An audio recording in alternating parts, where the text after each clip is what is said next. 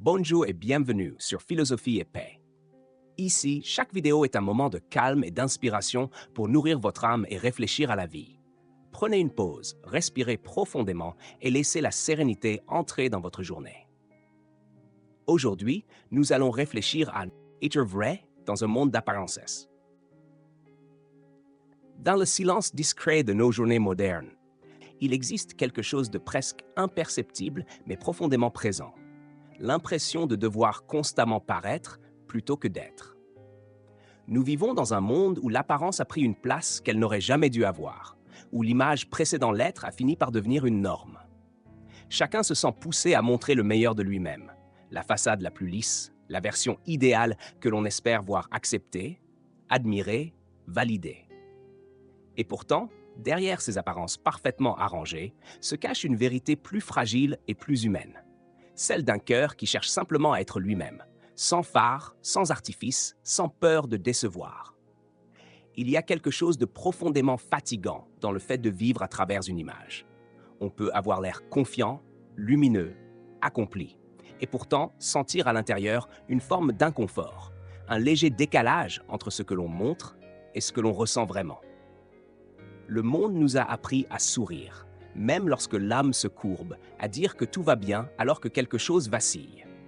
On se persuade que c'est plus simple ainsi, que personne n'a vraiment besoin de savoir ce qu'il y a derrière nos silences, nos hésitations, nos vulnérabilités. Alors, on avance, on ajuste le masque chaque matin, on joue un rôle que l'on n'a parfois jamais choisi, et on espère que personne ne verra les fissures.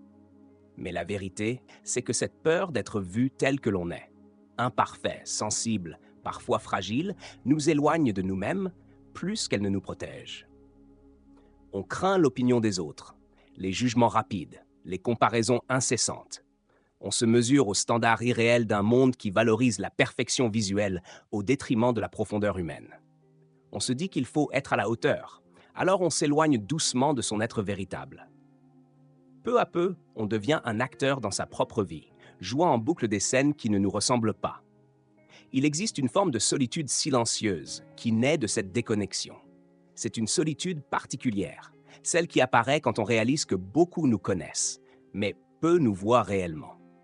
Tout le monde peut reconnaître notre visage, mais combien sont capables d'entendre notre vérité?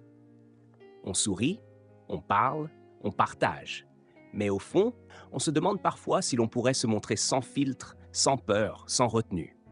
C'est une question que presque chacun se pose, mais que peu osent avouer. Et si je n'étais pas assez? Et si ma vérité n'était pas à la hauteur des attentes? Pourtant, être vrai n'est pas un acte de rébellion. Ce n'est pas refuser le monde ou le juger. C'est simplement revenir doucement à soi. C'est se rappeler que la beauté d'une personne n'est jamais dans la façade qu'elle présente, mais dans la lumière authentique qui émane d'elle lorsqu'elle n'a plus besoin de se travestir. Être vrai, c'est accepter ses nuances, ses hésitations, ses contradictions. C'est reconnaître qu'on peut être fort et fragile à la fois, courageux et vulnérable, avancé et perdu. C'est accepter que l'être humain est un mélange subtil de certitude et de doute, et que c'est ce mélange qui fait sa profondeur. Il faut du courage pour être soi dans un monde qui valorise l'apparence. Un courage doux, silencieux, qui ne réclame pas l'admiration, mais qui demande une fidélité intime. Celle d'honorer ce que l'on ressent, ce que l'on pense, ce que l'on désire vraiment. Lorsque l'on cesse de jouer un rôle, on redécouvre une liberté que l'on avait oubliée.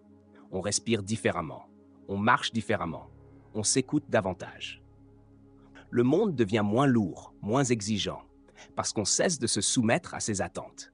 On vit non plus pour être vu, mais pour être en accord avec soi-même. Parfois, on ne se rend même pas compte de ce que l'on perd à toujours vouloir paraître. On perd du temps à se façonner une image parfaite. On perd de l'énergie à cacher nos faiblesses.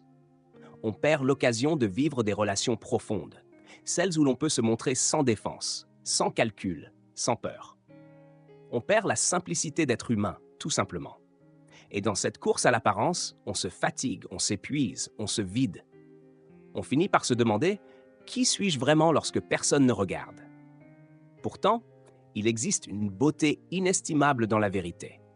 Les personnes authentiques n'ont pas besoin d'éclat, elles n'ont pas besoin de briller artificiellement. Elles ont une lumière intérieure, discrète mais réelle, douce mais persistante. Une lumière qui ne cherche pas à séduire, mais qui réchauffe naturellement. On les reconnaît sans savoir pourquoi. Elles dégagent une paix tranquille, une forme de simplicité qui apaise. Elles ne jouent pas un rôle, et c'est précisément cela qui les rend si touchantes. Leur présence dit « Tu peux être toi, tu n'as rien à prouver ici ». Et rien n'est plus précieux que cela.